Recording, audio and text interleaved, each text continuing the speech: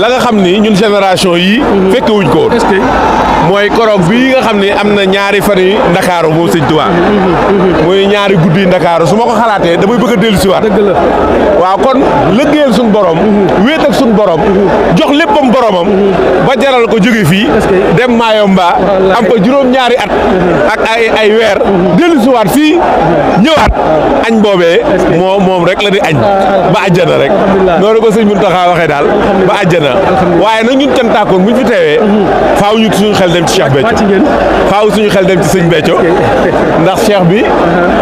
bi ñuy teg xeer bi sëñ Saliou moo joxe ndigal ni na sëñ Béthio berne mbooloo mi moo tax tey ñun suñu taxawaay ànd ko sëñ Saliou Thioune berne nañ mbooloo mi yëpp ay waañ la ñu def fi yëpp bu kenn ñibbi na ñëpp xewlu li ñu def ci ay waañ ëpp na ay junni mbana yoo xam ne teg nañ ko muy ay añ ak ay reer kon nag man damaa bokk ci jëwriñam yi nga xam ni dañoo ànd ak sëriñ bi dar ko ñëw ci protocole bi kon noo ngi leen di siyaare di wax rek yoonu murit day gën a neex di gën di baax ba àjjana rek jërëjëf waay ñëpp na ci mbég rek sëriñ Sall léegi bu ko defee ñu barkeel ñu xaatu